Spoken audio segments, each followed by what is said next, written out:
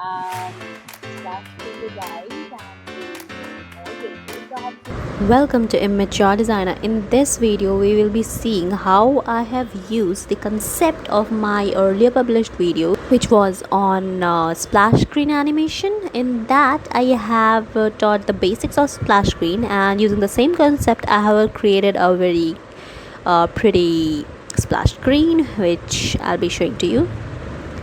It goes like this. The flowers are growing. So first thing that you can see over here is, notice the size of the flowers. The size of the flower increases. That's the first concept. Second is how in the splash screen the animation is happening. So the splash screen plus the size of the flowers, these two things have been combined to create this particular animation. I'll be just showing you how I have created it, the basics of it, because I've already explained how to do this part, creating variants and increasing the size of the flower, and how to make splash screen. The videos have been created on both of these. Just I'll show you what I have done in this particular thing. Firstly, I have taken an image of a beautiful small little flower. I edited the same flower in Figma itself and made it purple and yellow. Now, how to edit the flower? Just let's go to the design part. Just click on this particular image, and when you go over here in the fill, when you click it, you have been given these particular settings. You can just change this and the color would change.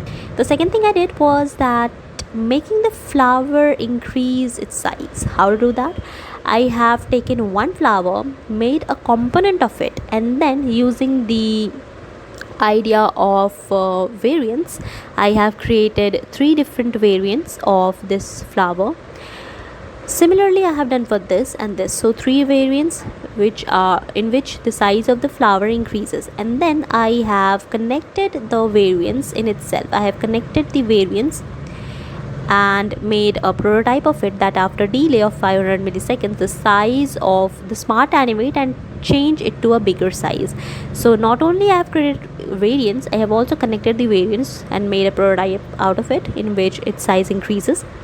So regardless of anything, wherever you will keep this flower will keep on increasing its size like this. Now the second thing was splash screen. So I just took a screen, I kept all the flowers over here, and then faded it, made the transparency of it as 0.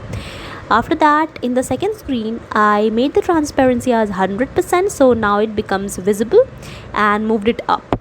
That's one thing that happens in my splash screen design. It moves up. And then I have hidden a few 2 of these flowers, this yellow one and pink one, in the previous screen. So the previous screen, in this you don't see the flowers, but in the next screen I made it visible as well, so the volume increases. And in the last screen, I have just removed this last pink flower. Now at the same time, when I have done this, the size of the flower keeps on increasing just because of this, so that I don't have to incorporate over here, since I am using the copy of this variant only. So it begins with the smaller size and it keeps on increasing its size regardless of wherever you put it. So that happens automatically due to this part, and the change in volume and the movement happens with the help of the splash screen. So for this, you can watch my how to create splash screen video, which I have already published. And for variants part, I have also made a video on variants and component set. You can view that one. So, and prototyping is a simple task. You can easily do that using playing with the features of Figma. Now let's just play it.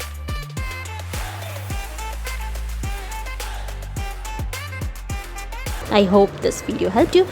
Please like and subscribe the channel for more videos and contents.